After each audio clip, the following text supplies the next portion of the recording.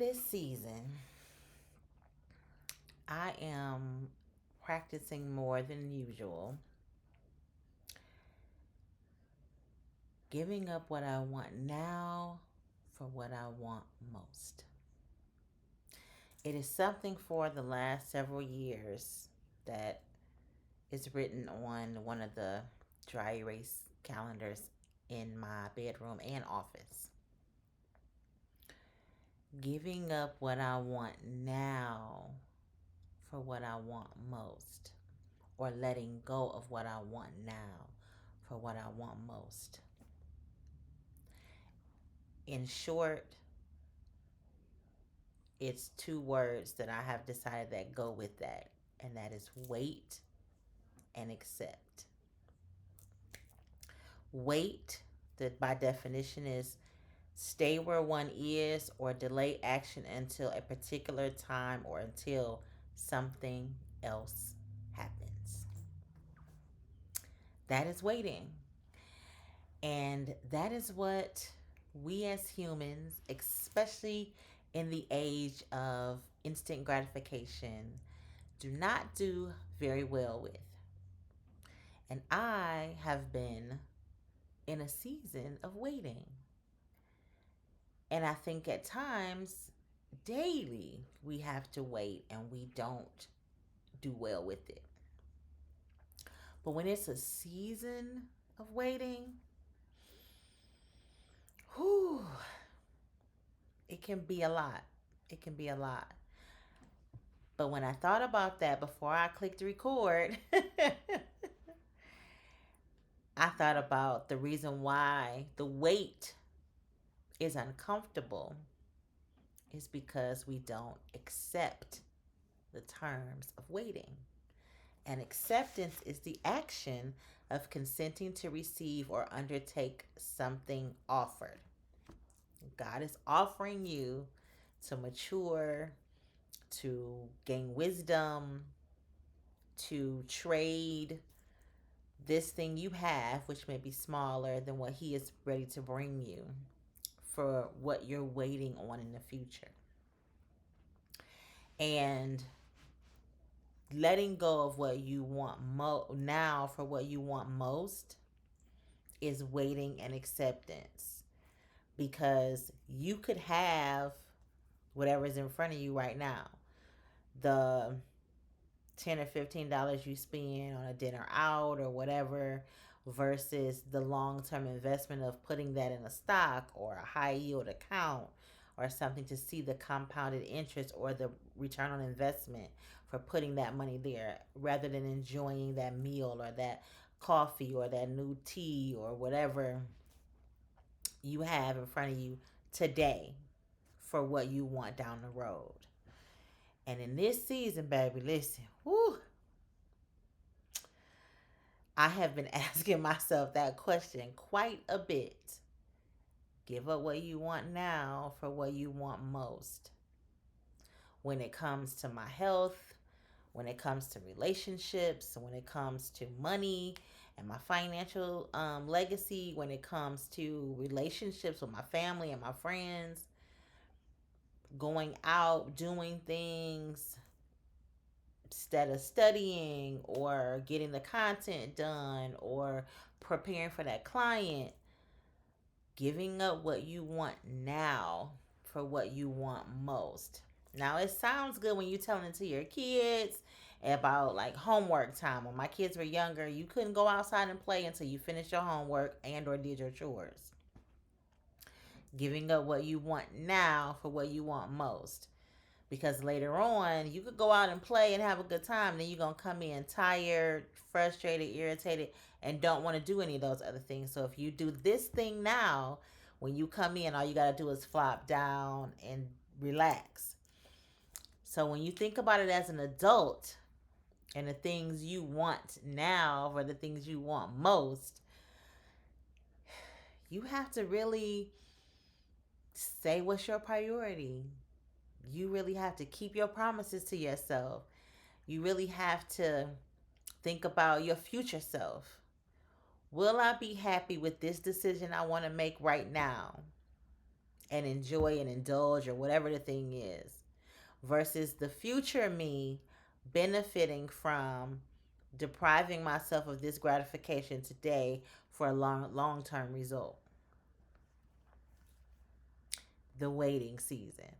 And it sounds good when you say, "Oh, I'm in a waiting season. I'm waiting on God. I'm waiting on God. I know He gonna bless me." But literally walking that out in real time, you can end up having courageous conversations that make you uncomfortable and leave you vulnerable. You can end up seeming like the friend who all of a sudden now you don't want to participate in anything, or you not coming out as much.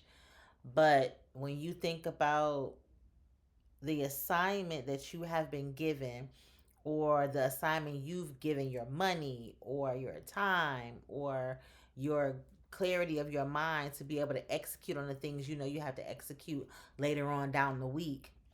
Hanging out on the weekend and partying and having a good time is great right now, but then Monday you're exhausted, or you didn't recover, or you forgot to do something, or you missed a call or whatever because you wanted this instant gratification that was right in front of you.